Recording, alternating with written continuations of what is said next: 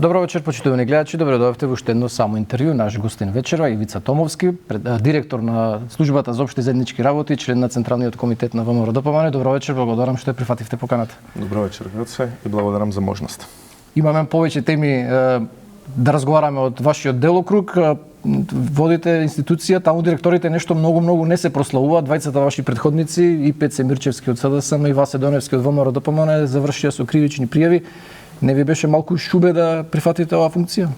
Видете, вака службата за општи заеднички работи работи поширок опсек на работи. Имаме околу 400 вработени. Ги обслужуваме буквално сите министерства, сите државни институции. Имаме дел на угостителство, дел на авиосообраќај, службени возила, канцеларски простори. Досега службата не била валоризирана и не била обзнанувана многу во јавност. Ево јас се трудам од имало. Тендери имало, има и ќе има. Да. Така, бидејќи таа е една од обврските на службата. Се обидувам тоа јавно да го испрезентирам во јавност. 1 милиарда и 300 милиони. Милиарда и 300. Тоа е околу 25 милиони евра. Горе-долу. Зборам тука се и платите комплетно и буџетот за јавни набавки. Она што јас го правам, сакам да подлежам на критика, ја обзнанувам службата, зборувам во јавно за службата, ги запознавам граѓаните што работи службата. Да, обично се дожувала институција како сервис на владата, не дека е посебно нешто самостојна како институција, но вие водите важни проекти, реков ќе поразговараме за повеќето од нив, но на почеток сакам малку да поразговараме околу актуелната политичка состојба. Точно на денешен ден, 8 мај лани беа изборите, ВМРО ДПМН убедливо победи на нив, но еве веќе месец дена има некакви турбуленции во владата предизвикани од расколот, расцепот во коалицијата вреди. Од денешна перспектива, колкави се шансите Таравари да остане во коалицијата? Имаше средби Мицковски и со Таравари и со лидерите на вреди, ама некако се пролонгира одлуката. Видете, вака јас не би зборувал во делот на проценти колку се шансите да остане во влада или да излезе, но би сакал да потенцирам дека треба се запазат неколку принципи со кои што ние како влада, односно ВМРО ДПМН заедно со коалицијата вреди дојавме на власт. Тоа се принципите против криминалот, тоа се принципите секој оној кој што преговара и договара со ДУИ е наш противник, со ДУИ, со СДСМ, во случајов со ДУИ. Имаме информации, имаме индици дека господинот Таравари јавно каже тој, дека има комуникација. Така е, дека има докази, простор да за луѓе да бидат функционери во владата на ВМРО ДПМН, предводена од страна на ВМРО ДПМН, нема доколку разговараат и преговараат со. Значи тој има две сега шанси, или скроз да јавно да се откаже од ДУИ. Така? Апсолутно така. Тој треба или да се откаже од страна на ДУИ, или да излезе од влада. Но кога би одлучил да остане во влада, сепак картите се во неговите раце, треба да ги помири односите помеѓу партнерите во ВЛЕН, бидејќи таму во ВЛЕН има 4 лидери. Еден од нив е тој. Треба да се ги расчистат односи. Ставам дека не е веќе можно, тие го исклучија практично, се само исклучи тој, да. Така, не би исклучил таа можност, би остал простор, ево, од тој месец дена кој што им е доделен, просторот да можат да се договорат, ако се договорат да остане дел од владата, доколку сака да игра на две карти, односно да игра на локални избори, дел со ДУИ или со било која друга политичка опозициона партија, а да остане во влада, нема таков простор, вратите ќе му бидат од влада затворени. И кога треба да се очекува таа одлука, имаше некои најави денеска дека следнава недела повторно ќе има средба со Мицковски или до крајот на мај? Ќе оставиме простор до крајот на мај, нека биде месец дена, дека одлучи, сепак ќе кажам, во негови раце се тој одлучува дали сака да остане во влада, но ДУИ на страна, или сака да излезе од влада да продолжи преговорите со ДУИ. Добро, се како што стојат сега во моментов работиве, веројатно првото сценарио е поизвестно дека ќе излезе од влада. Што доколку тоа се случи, дали тоа полека но сигурно ќе значи дека се движиме кон предвремени парламентарни избори? Вие имате стабилно мнозинство, реков извојувавте убедлива победа, но во таква констелација вреди ќе имат, ако сите пратеници го следат Таравари, ќе имаат само 9 во собранието, од другава страна Европскиот фронт и Таравари ќе имаат 23. Во такви околности тешко е да обезбедите бадентерово мнозинство за било кој закон за кој тоа ќе биде потребно. Дали ова не води кон предвремени парламентарни избори? Дали се подготвувате за такво нешто? Јас прво сум сигурен дека внатрешно кај нив натрешно кај нив ќе имаат политички превирања доколку одлучи да излезе надвор од влада. Второ, мислите во кај Таравари, дека и тие натрече се поделат? Мислам дека ќе има превирања, да видиме, да оставиме на времето дали ќе се поделат. Па има шанси, овој министерот Фетај, гледам дека нема исти ставови како Таравари. Така е, имам натрешни, од сега се гледаат тие превирања, сигурен сум дека и во иднина ако се одлучи да излезе, ќе бидат уште поголеми тие превирања. Дали ќе има предвремени парламентарни избори или не, ќе оставиме повторно на времето, нека завршат локалните избори, бидејќи тие носат една нишка на доверба кон оваа влада. Тие ќе бидат показател дали треба да имаме предвремени парламентарни избори или треба да се заврши овој мандат, бидејќи треба да се знае дека во државата мора да има еднаш на 4 години избори. Не е тоа добро ниту за државата, ниту за приватниот сектор да имате избори на секој 2 години или година дена како предвремени избори, но сепак ќе видиме, ќе оставиме на времето што ќе се случува со натрешната коалиција која што имаме. Да, имаме ние стабилно мнозинство, можеби ќе биде момент на проблем бадентеревото мнозинство или двотретинското мнозинство, но да не забораваме дека и во овој период дека сме власт година дена, сме имале поддршка и од опозиционите партии, односно гласале одредени закони кои што биле со двотретинско мнозинство, како што беше случајот со организација на институциите. Така и јас сум убеден дека можеби и од другата страна ќе има и заинтересирани и други политички партии. Добро, значи сега во моментов исклучувате било каква можност со локалните да има и заедно и предвремени парламент, како што бара ДУИ. Да, исклучува. Дали со ДУИ имате некаква комуникација? Имаше средба Мицковски со Филипче, гледаме дека има тензии во општеството од таа страна. Постојано една година од како заврши изборите, обвинувања за нарушен легитимитет. Сега Ахмети се заканува, најавува дека можеби ќе ги бойкотираат локалните избори доколку се чепне како што вели законот за јазиците. Дали би се одржала евентуално таква средба? Овој момент не е време да се одржи таква средба, бидејќи ние не гледаме од страна на ДУИ, односно од страна на Али Ахмети да почнал некако да ја реформира неговата политичка партија, односно со овие негови ставови кои што се ставови од минатиот век, од 2000-та, 2001, 2002 година. Тие треба да знае јасно дека тие години поминале. На денешно време нас и на македонците и на албанците не интересира какво и во какво општество ќе живееме, а не чиво знаме е повисоко или пониско, дали македонското или албанското. Јас сум сигурен дека и на тетовчани им е побитно дали ќе имаат булевар, канализација, а не да разговарат за некакви етички теми, така да то можам најмеродавно кажам како по потекло и родом сум стружанец, сум живел и сум растел во мултиетничко општество, имаме слични ставови со сите албанци и ги делиме истите маки. Ние треба да најдеме начин како да го спречиме добар началник имате за тоа, така? Не би рекол. Ние делиме исти ставови со луѓето кои што живеат конкретно во Струја, ќе кажам, нас ни е маката иста, народот се селува, младите, нашите пријатели, нашите другари се селуваат.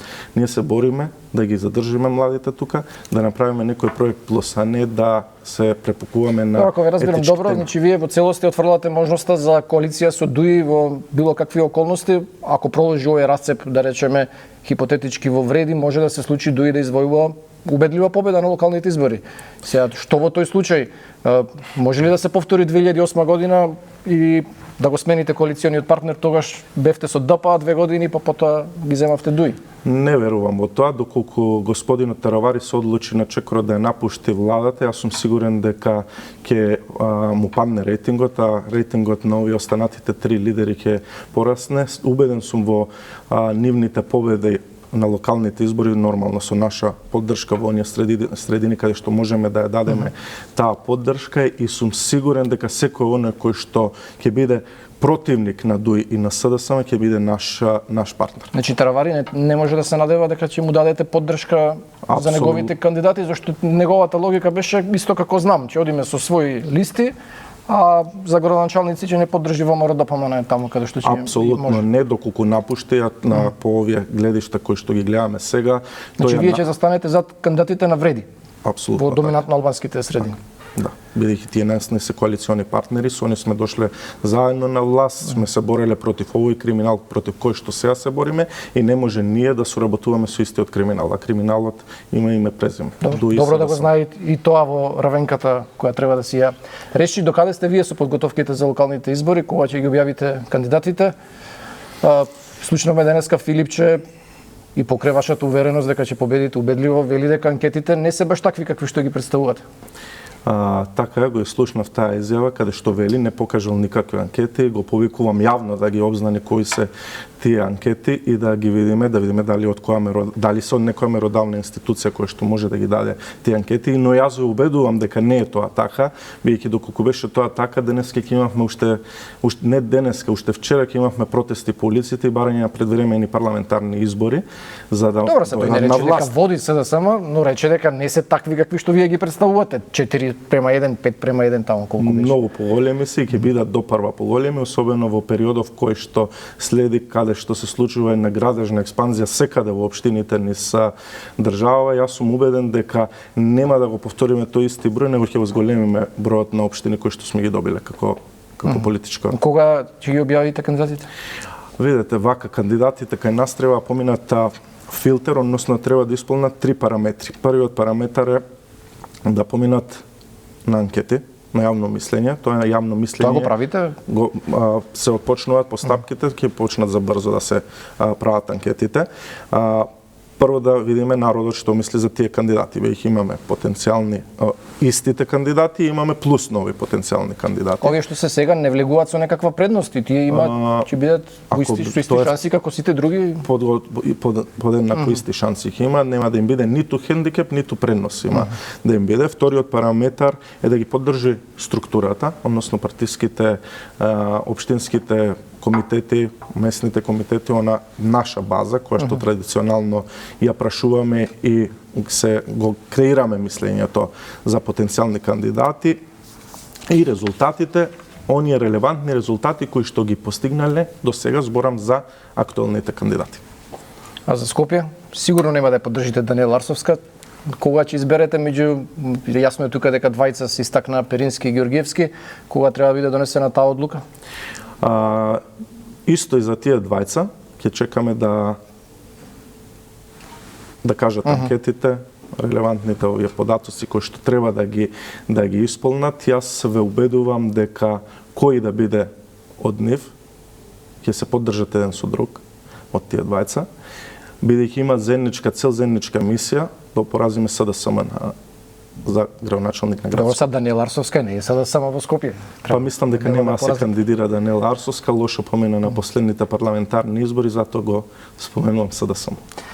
Докаде сте со преговорите со знам околу заеднички настап на овие локални избори? Тие најавија дека ќе одат со своји листи, но за градоначалници дека преговараат со вас, дали сте подготвени да го прифатите нивното барање да се откажете условно од Куманово и од центар? Се преговара со политичката партија, знам се преговара, се водат разговори, ги води премиерот тие разговори и потпредседателите на партијата. Да почекаме и да оставиме на времето да видиме какви ќе бидат заклучоците, но секако тие ни се нас коалициони партнери и не исклучуваме можност ниту по заедничка коалиција или заеднички настап. Добро, важно да заклучиме. Вие очекувате повеќе градоначалници од тоа што имате сега.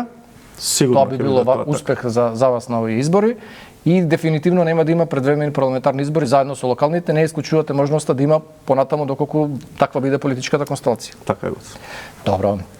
Таравари, како што рековме, веројатно ќе си ја напушти владината коалиција, но ќе остане запаметен како министер кој релативно добро се снајде со здравствениот систем по трагедијата што се случи во Кочани. За среќа, најголем дел, многу од тие скоро 200 повредени закрепнуваат добро и веќе се во своите домови. Вие бевте од владата назначен како човек, како институција која беше во контакт за помош на семејствата. Што се случува во моментов, колку има налекување, дали се нивните родители таму со нив цело време, кој ги плаќа тие трошоци, колку чини тоа? Така, Гоце, прво благодарам за констатацијата дека добро се справивме со кризната ситуација, несаканата кризна ситуација која настане. Тука би оддел првенствено благодарност до директорите на клиниките, до директорот на фондот Клековски, до министерот за надворешни работи, ние како таравари, служба за сигурно. заеднички работи, така е, таравари. Не почнете да го прескокнувате сега. Не, апсолутно не, заедно сме седеле на маса, сме договарале, сме работеле деноноќно за да биде ваква каква што биде ова ситуација. Најнапред благодарност до премиерот кој што така брзо изреагира уште во првите часови да добиеме и таа помош од странство и да бидеме така организирани да не назначи кој луѓе кој што треба да работи. Како служба за општи заеднички работи ние го дававме нашиот контакт телефон, односно мојот контакт телефон во јавност го обзнанивме како контакт телефон кој што ќе биде контакт за сите оние луѓе кои што имаат своји блиски надвор од државата кои што се на лечење, за да може да стапат со некој од институциите во државата. Вие вашиот мобилен јавно го објавивте? Мојот мобилен го објавив, службениот, кој што и ден денеска комуницираме со родителите и ден денеска излегуваме во пресред. Ние како држава издвоивме 30 милиони денари кои што беа наменети првично за транспорт на блиските на повредените во странство, транспорт и сместување. Воено тука Значи роднините на повредените ништо не плаќа, значи ништо апсолутно. Тоа беше сето покриено од страна на државата. Од страна на државата, транспортот, сместувањето во хотелот, таму доколку имаше потреба за транспорт излегуваше во пресред Министерството за надворешни работи, амбасадите кои што се наоѓаат секаде ни беа како алатка која што се користеше при брз трансфер на тие луѓе и потреби кои што им беа произлезени од овој немил и несакан настан. Така да мислам дека во тој дел државата комплетно се покри. Заедно настапивме, бидејќи имавме преголеми јавувања од фирми, од личности да донираат. Заземавме став како влада да не се отвора никаква донаторска сметка владина, односно да поддржиме донаторската сметка на Црвениот крст. Таму владата донираше нешто, таму донира граѓани преку телефони, донира компании. Дали владата донираше директна финансиска Владата поддршка? ги одвои овие 30 милиони денари со кои што помогна Тоа е за повредените, точно. За да се подмират сметките. Апсолутно така. Добро. И оние кои што сите побараа према нас како да донираат, блиски соработници, луѓе, пријатели, ги насочивме кон Црвениот крст и заедно работиме со Црвениот крст, бидејќи сметавме дека тоа не треба да се политизира и треба да биде некое тело кое што општо познато во јавноста. Добро, едно е се донации, друго е државата да официјално да одвои со некаква владина одлука. Веројатно треба да одвоите некаква помош за семејствата на настраданите. Тоа се разговара и ќе се разговара. Јас сум сигурен дека во брзо време и премиерот ќе се види со родителите на настраданите. Јас би направил тука една мала споредба што ние направивме, што претходната влада не направија, има 3 такви случаеви. Тие ништо не направија, ние првично одвоевме 30 милиони денари. Им покривме комплетно здравствено лечење надвор од државата на лицата кои што се повредени. Тоа да ве прашам, тоа ќе го плати Македонија или ќе биде на сметка на странските држави? Дали странските држави што ги лекуваат ќе бараат да се платат тие трошоци? Нема да побара, ниту една држава нема да побара никаков трошок, бидејќи на самите почетоци кога почнавме да преговараме со тие држави, имаше дел од државите кои што побара, не одлучивме да ги пратиме таму пациентите, бидејќи прво примивме онаа помош која што е бесплатна, која што не значи додатен трошок на државата, но тоа не значи, тоа се билатералните односи ние како држава кои што сме ги воспоставиле со сите останати држави, затоа е таа бесплатна. Сакам да кажам дека родителите и лицата кои што се лекуваат во странство нема да бидат изложени на никаков трошок. На 2 пати до сега преку Црвениот крст се уплатени по 150.000 денари. Тоа се вкупно 300.000 денари за да им се најдат за додатен трошок доколку имаат потреба од некаков додатен трошок, бидејќи таму им е покриено сместување, исхрана, транспорт, се комплетно. Добро, ама пак ќе речеме тоа се пари кои беа собрани од донации, не се од владата пари. Донации позади која донаторска сметка сепак застана владата. Ама уште немаат одвоено средство. На таа сметка? За таа сметка не. Таму може да најдете одредени функционери кои што донирале. Ако лично си донирале или приватно или ете некои партии пола плата да даваја како и да и собираат овие сапорт кочани.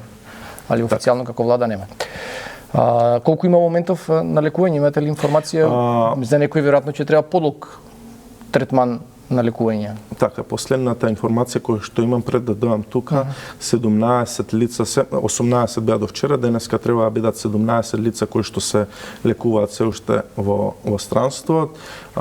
Исто така и родителите и блиските роднини се таму присутни, да, постојано се присутни, како што им ветивме, се додека се на лекување, ние ќе ги покриваме сите трошоци, бидејќи тоа е некој начин кој што државата може да помогне да излезе. Каже премиерот пред неколку дена дека имал разговор со Ердоган, имало некакви непријатности на аеродромот во Истанбул со нашите пациенти кои се враќале. Знаете ли зашто станува? Тоа е заради авиокомпанијата, откажување на летот, од вечерните часови пре закажување на редниот лет, така се јави премиерот. Останале на аеродром, нема да каде бидат сместени? Сместени беа во хотел. Добро.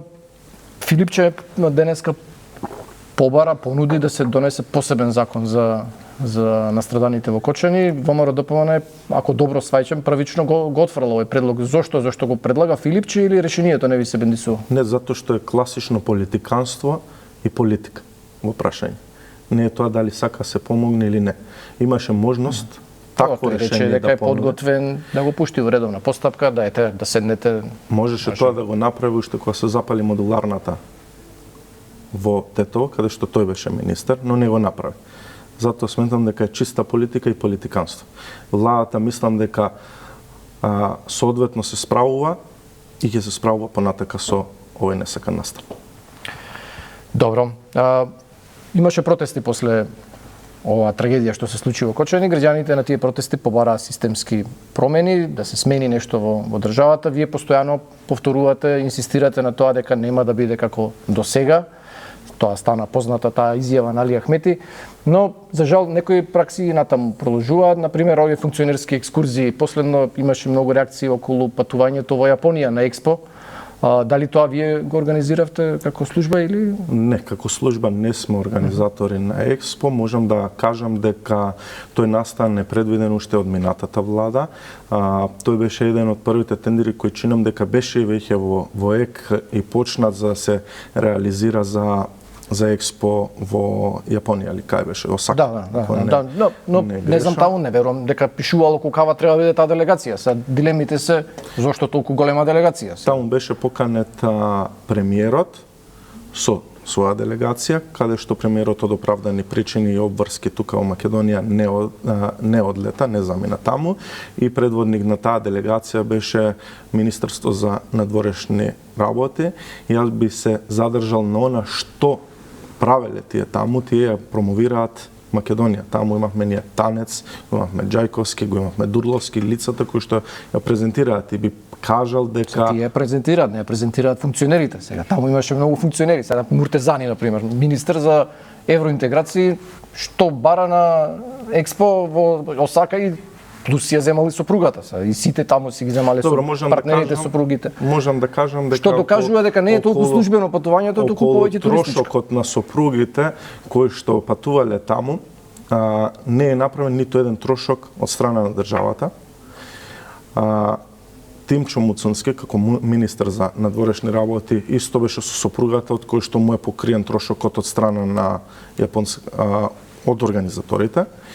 Можам да кажам дека таа тема уште ја разговараме ние тука, инаку таму да отидете на лице место, сите познати луѓе, лидери и политичари одат заедно со сопругите.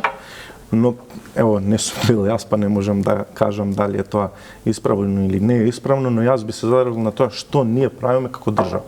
Ја промовираме, ја нудиме државата, гледаме да донесеме повеќе странски инвестиции, да биде тие што беа поедени таму само се сликаја и објавуваа фотографии, селфиња по социјалните мрежи. Не гледате вие ништо спорно од етички, од морален аспект. Сепак сме ние сиромашна држава, да не го забравиме тоа. Не знам вие со кого сакате да не споредите, ама ние не сме ниту Германија, ниту Велика Британија. Види, околу етички и морал, но јас можам да кажувам за себе. За нив пак ќе кажам. Знаете, проблемот е што тука јавноста тоа го доживеа дека ете, сега дојдовме на власт и ќе се шетаме по светот. Ме разбирате што ја прашувам? Видете, пак ќе потенцирам. Нема ниту еден трошок направен кој го планира, кој треба да оди Кој го прави протоколот? Еве, пример, Експо 2025, кој одредува кој се треба да оди таму, колкава треба да биде таа делегација?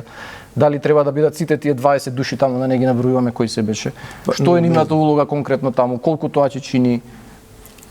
Тоа треба да опрашаме прво организаторот, бидејќи не сум ја организатор, но од оние информации кои што располагам, таму беа личности кои што водат сериозни институции во државата, министерства, влада и различни други институции кои што на свој начин можат да донесат допринос за Република Македонија. Добро, само пак ќе речам, проблемот е што не треба да биде како до сега. Сега вие велите тоа планирано било, сето ние навикнати сме на овие функционерски екскурзии, но да, но работава беше да не биде како до сега, нели? Вие инсистирате на тоа дека да не биде како до сега. Кога сме кај овие патувања и летови, вие под ваша надлежност е и владиниот авион, Лирџетот, вие во повеќе наврати имате кажано дека тој не ги веќе задоволува потребите што ги има државата и се залагате за да се купи друг авион, нов или половен, да биде поголем. Најавивте пошироки консултации во врска со оваа тема, но од опозицијата веднаш оценија дека забегана е вашата идеја и ја отфрлија. Дали ова на некаков начин влијае на вашите планови за набавка на авион? Ова е визави претходниот разговор, како планираме да ја промовираме државата и дали е потребен на државата авион или не е потребен тој авион. Па со Лирџетот сигурно не може до Јапонија да се оди. Не може, затоа викам дека не ги исполнува потребите. Прво, има многу трошоци за негово сервисирање, бидејќи не се произведуваат резервни делови, користиме репарирани делови. Можам да кажам од 2017 до денеска имаме околу 4 милиони евра потрошено по основ на сервиси, што би за нов авион тоа не би бил случај. Кога би одели на некои други дестинации или патувања, нас би ни требал малце поголем авион, најмалце би рекол со 14-15 седишта. Ово има 6 седишта. Ово 6 седишта има, што е премал. Што е премал и за некоја мала делегација. И за мала делегација. Не за ваква за Осака со толку луѓе, да. А тоа за опозицијата. Да, чудно е малку опозицијата, зашто и тие кога беа на власт, многу пати сами сведочеле дека се доведувале во опасност по безбедноста со тоа авионче, но еве, сега го промениле мислењето. Не само тоа, тие сакале под радар да го набават тој авион, односно веќе биле во напредни фази на преговарање, преговарале со различни компании кои што произведуваат авиони, си ја терале приказната, но ја криеле од јавност. Јас одлучив тоа да го искомуницираме со јавноста, веќе јавноста треба да биде запознаена што ние како влада планираме. И на крај на криштата тој авион не останува за директорот или за премиерот, тој авион останува за државата. Ние представуваме државата. Дали тоа е авион, возило или државен имот, тоа останува во сопственост на државата. И ние ако сакаме да бидеме сериозна држава, треба да имаме соодветно летало, односно соодветно. Да, треба да се објасни дека тоа е потреба, не луксус, бидејќи кај нас кој ќе се каже авион, веднаш се сваќа дека тоа е некаков луксус и дека некој ќе се шета со тој авион. Има случаи каде што вие треба да отидете на одреден состанок, ево да кажеме Лондон. И вие немате редовни летови, па не може денес да отидете, денес да се вратите, може ќе изгубите 3 дена додека најдете лет за назад во Македонија. Тие 3 дена може да значат многу повеќе да бидете присутни во Македонија отколку да бидете во Лондон и да се шетате практично, бидејќи ако не се предвидени некакви состаноци, вие ја би ги губите деновите. И докаде е сега таа работа? Ако ве добро разбирам и покрај тоа што опозицијата се противи, вие планирате да ја продолжите оваа приказна? Да, точно така, планирам да ја продолжам. Ќе гледаме со новиот буџет, бидејќи овој буџет не го дозволува тоа. Сакам да го допреговараме тоа на некој начин со јавноста, сакам да приберам понуди и за лизинг на таков авион, и за купување на нов, на половен авион. Сите опции ќе ги извадиме на маса да видиме што е најдобро, најекономично за колку пари станува збор? Па видите, има различни суми кои што многу варираат, може да збориме од 20 до 50 милиони евра. Добро, пак не е тоа нешто за држава, може да си го дозволи, макар и мала држава како нас. Башка земате кредити, милиарда зедовте од Украина, во регионов, Унгарија само ние немаме соодветно летало, само ние немаме, одскокнуваме и уназадуваме во неколку работи Пендаровски со пред соседи. неколку години одеше во Рим заедно со Радев. Радев дојде во Скопје со бугарскиот авион, го зема од тука па продолжија за Така имаше за Рим. случаи од Албанија каде што го преќаат авионот да носи делегација во Македонија. Мислам дека не треба да се симнуваме на тоа ниво, треба да издигнеме треба државата на високо ниво. внимава и на достоинството. Еден од проектите за кои сте задолжени се и тие посебни таблички што треба да ги имаат службените возила. Тие службени возила не се сите под ваша надлежност. Се говори за сите службени возила што ги имаат сите институции во Македонија. Овој проект се најавува подолг период. Последно, ако добро се сеќавам, во јануари рековте за 2-3 месеци дека треба да биде готово, но еве се пролонгира и таа работа. Што е проблемот, кога ќе заживее таа идеја? Така, годсен на иницијатива на премиерот и на моја иницијатива, на заедничка иницијатива, формиравме група во рамките на владата, работна група која што работеше на два делови. Тоа се два делови, едниот е да се изработи регистар на возила, кој што регистар само ние, и тој регистар само ние како држава го немаме, регистар на возила и специјални таблици во боја за сите. Ние немаме регистар, не знаеме колку службени возила има во држава? Не, ние немаме регистар, не знаеме колку возила имаме во држава, сите возила, не само службени возила. Па тоа МВР сигурно има, може да нема да извади колку има регистрирано во најмала рака. Може да извади, но имаше многу поголем број кои што не се регистрирани, и стојат на плацеви, имаш странски таблици. Ние збориме за регистар, кој што регистар ќе значи лична карта за едно возило.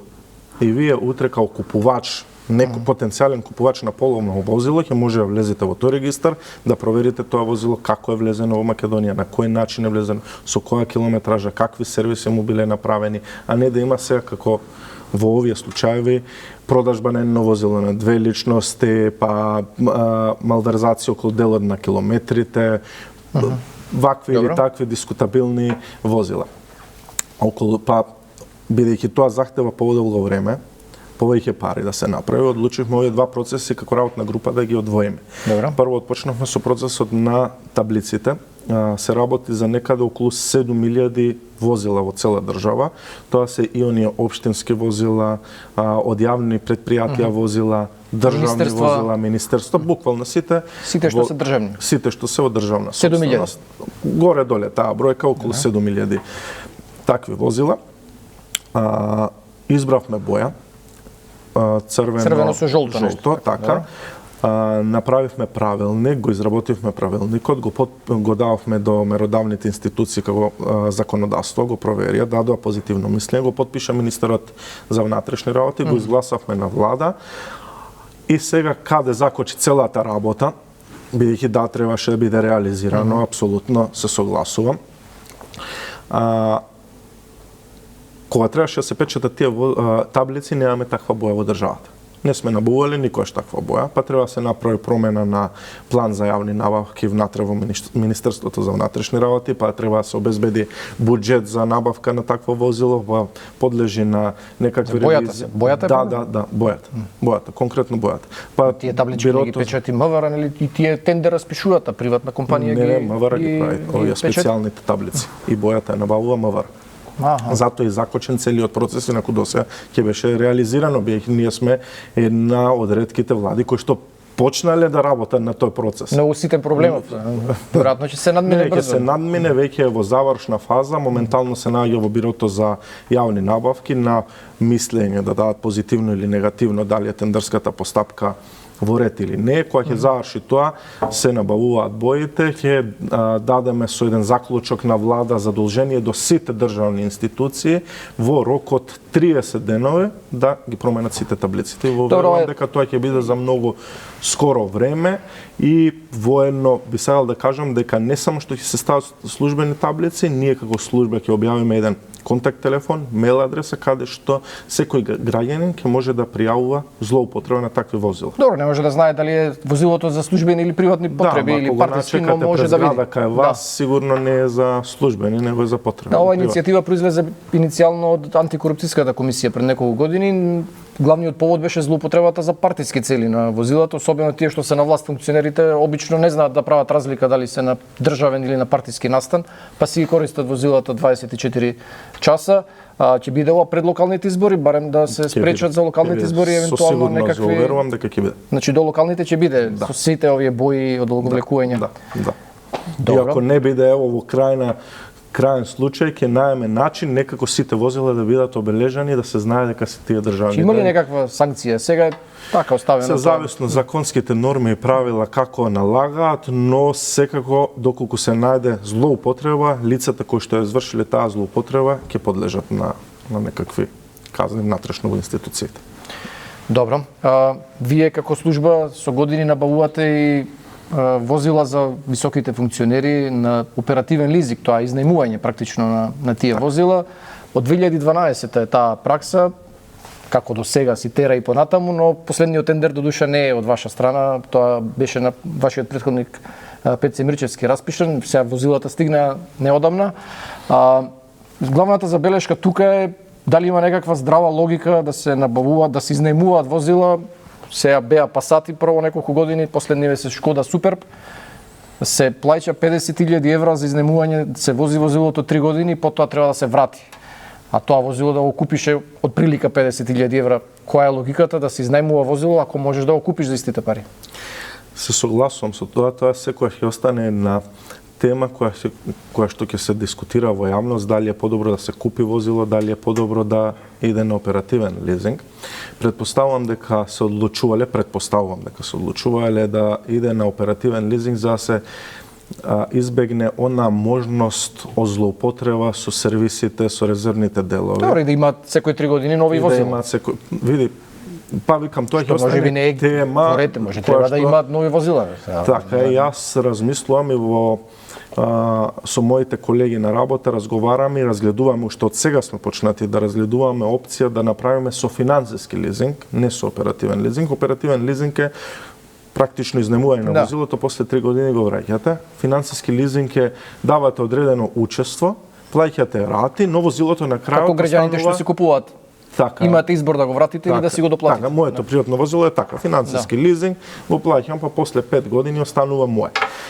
Планот да видиме што е поисплатливо, бидејќи во едново подлежат и сервисите, во другово не подлежат.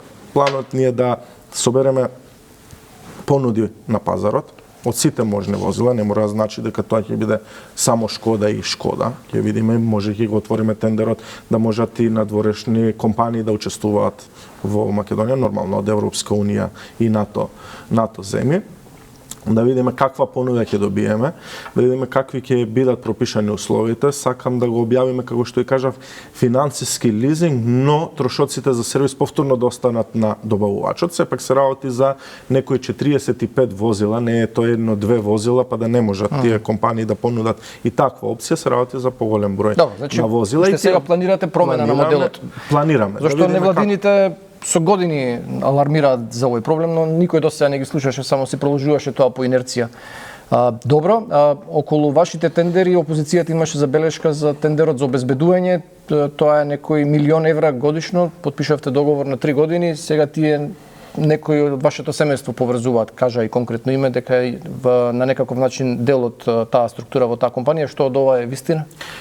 Апсолутно во целост ја не демантирам таа информација дека е некој од моето семејство и така излезе тоа во јавност и јас. Да, кажа и конкретно име, сега да не го споменуваме човекот, може би не е ни крив и должен. Си поднесов до антикорупцијска, се уште не е одлучено, не ми вратили ни никаков одговор немам добиено. Добро се таму зафатени се со други работи. Така. Поднесов сам барање да го истражат, да истражат постапка, да ја истражат роднинските врски. И убедувам дека не е така. Тоа е еден оркестриран напад од страна на СДСМ и на, би рекол, блиски компании до нив, кои што во минатото ги добивале тендерите на максимална вредност. Јас можам да кажам дека од проценетата вредност на овој тендер до неговата реализација заштедени се 30 милиони денари. Односно, симната е проценетата вредност за 30 милиони денари. Тоа се 500.000 евра, што во минатото, ќе повторам, не било случај, бидејќи ако предвиделе 3 милиони, за 3 милиони се земал тендер. Еве овој пат не беше таков случај, затоа што ги олесни сите услови не на овој тендер, туку генерално Од кога на ова сите пракса? тендери. Мене па и малку ми е чудно зашто Созаро Ова е да нас- најмува приватно обезбедување за што обезбедуваат и што чува. Наследена пракса е ова која што се обезбедуваат сите државни објекти, сите министерства. Имаме по локалните самоуправи исто така УЈАП Министерство за земјоделие подрачни единици кои што се Зошто обезбедуваат. обезбедување таму? Која е потребата од обезбедување да има таму? најверојатно Може би проценката- подобре тие 3 милиони евра на МВР да им ги дадете, па Јас би бил најсреќен да може тоа МВР да го обслужи, но МВР не само што нема нема потенцијал, нема кадар да може тоа да го обслужи кубурат со луѓе. а секаде мора да има физичко обезбедување 24 сати. Да, особено онаму каде што имате министерство.